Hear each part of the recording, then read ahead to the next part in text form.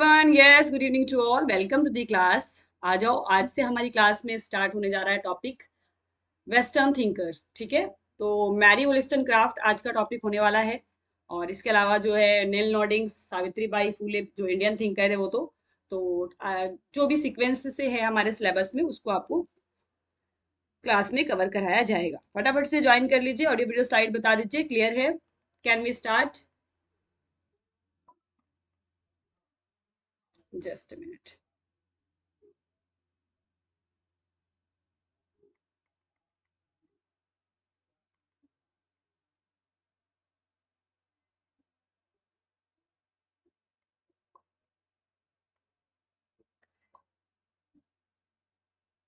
ठीक है, स्टार्ट करूं? मैरी वोलिस्टनक्राफ्ट की ये फोटो लगी हुई है, पिक्चर है, आप देख सकते हैं। और इन्होंने क्या कहा, बहुत इंपॉर्टेंट ये कोटेशन भी है। Only the education deserve empathetically to be terms cultivation of mind. यानी कल्टीवेशन ऑफ माइंड हो सकता है किसी भी एक रीजन की वजह से, तो वो है एजुकेशन। क्यों? क्योंकि ये टीच करता है young people how to begin think. कैसे आपको सोचना स्टार्ट करना है, किस किस डायरेक्शन में सोचना है, क्या सोचना है, सही गलत क्या है। ये आपको केवल और केवल शिक्षा ही सिखा सकती है, और शिक्षा ही एकमात्र साधन है।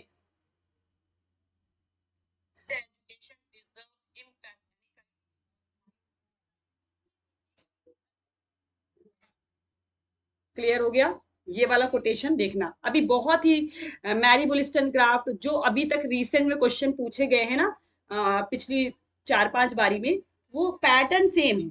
लेकिन बस आपको इनके इनसे रिलेटेड जितना भी मेजर कंट्रीब्यूशन है, किस लिए जाना जाता है, किस चीज की फाउंडर है, क्या इन्होंने किताबें लिखी हैं, लिटरेरी वर्क क्या है, किस डेट में डेट ऑफ बर्थ है, डेट ऑफ डाइट, किस डेट में ये मृत्यु हुई है इनकी, ये सब आपको मेजर मेजर चीजें हर एक थिंकर्स की नोट डाउन करनी है, लिखना है। मैंने हाईलाइट कर दिया है नोट्स में, ताकि आप लोगों को प्रॉब्लम ना हो। ठीक है Himanshu, good evening, all clear? तो मैरी वोलिस्टनक्राफ्ट 1759 डेट ऑफ बर्थ, मृत्यु की इनकी डेट है 1797। ठीक है, तो पुराना है, आप 17 की बात हो रही है। और was an influential British writer, एक ब्रिटिश राइटर भी थी, फिलोसोफर भी थी। ऐसा नहीं कि फिलोसोफर केवल केवल नेल नॉर्डिंग्स थी, फिलोसोफर भी थी Mary Wollstonecraft. Advocate for the women's right, पूरी जिंदगी अपने एक काम पे बहुत ज्यादा फोकस किया, महिलाओं के अधिकार से संबंधित। किस चीज पर? महिलाओं के अधिकार पर, विमेन्स राइट पर बहुत ज्यादा काम किया है। She is considered one of the pioneers of modern feminism and her work laid the ground work for the feminist movement 1920 century. ठीक है, फेमिनिस्ट मूवमेंट में इनका जो काम है वो बहुत ज्यादा कंट्रीब्यूट किया है। मॉडर्न फेमिनिज्म की सपोर्टर हैं बहुत बड़ी। और एक और चीज अभी आपको मैं बताती हूँ। Having a difficult childhood, Wollstonecraft was determined to receive an education. बहुत ही टफ इनका चाइल्डहुड था, बहुत ही ज्यादा पुअर फैमिली से बिलोंग करती थी, लेकिन उन्होंने उस स्थिति में भी शिक्षा को एकमात्र साधन बनाया। किस चीज के लिए? अधिकारों के लिए, विमेन राइट पे बात करने के लिए। Education is the only means. She educated herself through reading, writing, engaging with the ideas of prominent thinkers. ठीक है, जो प्रोमिनेंट थिंकर्स हैं उनके आइडियाज को समझा, रीडिंग राइटिंग पर फोकस किया, और अपने टाइम पर ये सारी चीजें खुद से की हैं। मैरी वोलिस्टनक्राफ्ट इंग्लिश ऑथर भी हैं, मॉडर्न फेमिनिस्ट की फाउंडर भी हैं, फिलोसोफर हैं, विमेन्स राइट एडवोकेट करती हैं पूरी लाइफ में। Through out her life she challenged social convention. पूरी लाइफ में इन्होंने एक चीज को बहुत चैलेंज किया, बहुत पॉइंट आउट किया, that is social convention against women's. जो भी महिलाओं के विरुद्ध चीजें हुई, महिलाओं के खिलाफ जो चीजें हो रही थी, सोशल कन्वेंशन, उसके खिलाफ आवाज उठाई। ठीक है, किसी को जज करने, अभी देखो कि एक केस हुआ वहां पर, जहां पर गैरत के नाम पर भाई ने बहन को गोली मार दी, वो बलूचिस्तान का कोई केस है, देखा है ना? तो ऐसी चीजों के खिलाफ आवाज उठाया। ठीक है, and is therefore considered a pioneer for the feminist movement and one of the earliest example of feminist philosophy. ठीक है, फेमिनिस्ट मूवमेंट की पियोनियर समझी जाती हैं, फाउंडर समझी जाती हैं, earliest example of feminist philosophy. तो मैरी वोllस्टनक्राफ्ट अंग्रेजी लेखक, आधुनिक नारीवादी के जनक, दार्शनिक, महिला अधिकार के समर्थक थी। इन्होंने पूरे जीवन भर महिलाओं के विरुद्ध होने वाले जो सामाजिक सम्मेलन थे उनको चुनौतियां दी और प्रतिबंधित सामाजिक मानदंडों की आलोचना की कि ये आपने सोशल नॉर्म्स बना दिया है, रिलीजन के नाम पर सोशल नॉर्म्स के अकॉर्डिंग आपने खुद बना दिया है और विमेन उसको फॉलो करे, ऐसा नहीं होना चाहिए। इन्होंने ये कहा। इन्होंने नारीवादी आंदोलन का अग्रदूत माना जाता है और प्रारंभिक उदाहरणों में से एक माना जाता है इनके काम। According to Mary Wollstonecraft, education कैसी होनी चाहिए, क्या होनी चाहिए? Education is a most powerful weapon और is an essential element for all the individual of the society. बहुत इंपॉर्टेंट चीज है एजुकेशन। ठीक है, उन्होंने अपने पूरे करियर में नॉवेल्स लिखे, बुक्स लिखी, ठीक है, जिसका स्पेशल इम्फेसाइज किस चीज पर था? एजुकेशन ऑफ चिल्ड्रन पर था। ठीक है, महिलाओं की शिक्षा कैसी होनी चाहिए, यूथ की एजुकेशन कैसी होनी चाहिए, विमेन की एजुकेशन कैसी होनी चाहिए, इस पर इन्होंने बहुत काम किया।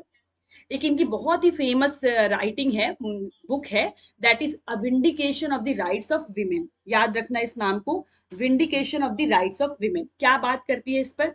With strictures on political and moral subjects, argue करती है that women are naturally intellectually weaker than men because they lack education. अगर हम लोग ये कहते हैं ना, वो हीगल ने और उस टाइम के प्लेटो के विचारों ने ऐसा बना दिया था कि विमेन इंटेलेक्चुअली क्या है? कमजोर है, तो उसको पॉइंट आउट किया। ऐसी चीज नहीं है कि विमेन जो है इंटेलेक्चुअली कमजोर है।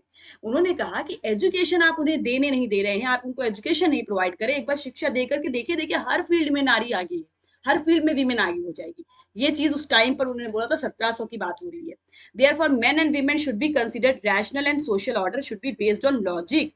जो भी सोशल ऑर्डर है वो लॉजिकल बेस्ड होना चाहिए, ना कि तार्किक रूप से आप विभाजित करें। इसलिए नहीं कि ये वीक है, ये स्ट्रांग है, ऐसा नहीं। शिक्षा सबको बराबर कर देगी। तो शिक्षा क्या है मैरी वोllस्टनक्राफ्ट के अकॉर्डिंग? समाज के सभी व्यक्तियों के लिए शिक्षा आवश्यक तत्व है। इन्होंने अपने पूरे करियर के दौरान बहुत सारी उपन्यास लिखी, पुस्तकें लिखी, ठीक है, विमेन से रिलेटेड, बच्चों से रिलेटेड, और शिक्षा पर बहुत ज्यादा जोर दिया। बहुत ही फेमस इनकी राइटिंग है, a vindication of the rights of women, जिसपे इन्होंने राइट्स ऑफ एजुकेशन की बात की। कैसे जो है आप लोग कह रहे हैं कि विमेन जो है वीक है इंटेलेक्चुअली, ऐसा बिल्कुल भी नहीं है। आप उन्हें एजुकेशन नहीं लेने दे रहे, इस रीजन से वीक है। तो ये पूरा की पूरा मटेरियल आपको हिंदी में भी मैंने बताया। ठीक है, तो नीड फॉर एजुकेशन इसलिए, किस लिए जरूरत है कि आप जो विमेन है वो अपने अधिकारों को जान पाए, वो अपने राइट्स को जान पाए। तो need for education it's important in the context of women. इन्होंने समझाया, एक्सप्लेन किया कि एजुकेशन की जरूरत है किस लिए? महिलाओं को जरूरत है अपने अधिकारों को जानने के लिए। Along with this she also called the right of parliamentary representation of women like men। जिस तरह, ये बहुत इंपॉर्टेंट एग्जामिनेशन में आ सकता है, किसने कहा ये बात? ये सबसे पहले मैरी वोllस्टनक्राफ्ट ने कहा था। जिस तरह से रिप्रेजेंटेशन आप देखते हैं नेता वगैरह के फील्ड में, ज्यादातर जेंट्स होते हैं, ज्यादातर क्या होते हैं? मेन होते हैं ना। लेकिन वहां पर विमेन का प्रेजेंटेशन बहुत कम है, रिप्रेजेंटेशन बहुत कम है। इसलिए कहा कि जितना रिप्रेजेंटेशन मेन का है उतना ही विमेन का होना चाहिए इन पार्लियामेंट ऑल्सो। तो ये इस तरह से अधिकारों की बात करती हैं, इस तरह से विमेन राइट्स की बात करती हैं। ठीक है, तो emphasizes on women's education, establish short-term schools for women, along with educating the growing child. She also stressed on the importance aspects life, confidence, discipline, honesty, social satisfaction, इन सब पर भी इन्होंने बात की है। सोशल सेटिस्फैक्शन, उन्हें सामाजिक संतुष्टि मिले, उतार चढ़ाव ना हो, भेदभाव ना हो, डिस्क्रिमिनेशन ना हो किसी तरह से समाज में। She believe that education helps increasing the development of a person along with the inspiring read logically. तार्किक सोच का विकास करती है शिक्षा, सही गलत में विभेद सिखाती है आपको शिक्षा। ठीक है, तो शिक्षा आपको अगर अपना डेवलपमेंट करना है, समाज का विकास करना है, तो शिक्षा ही एकमात्र साधन है।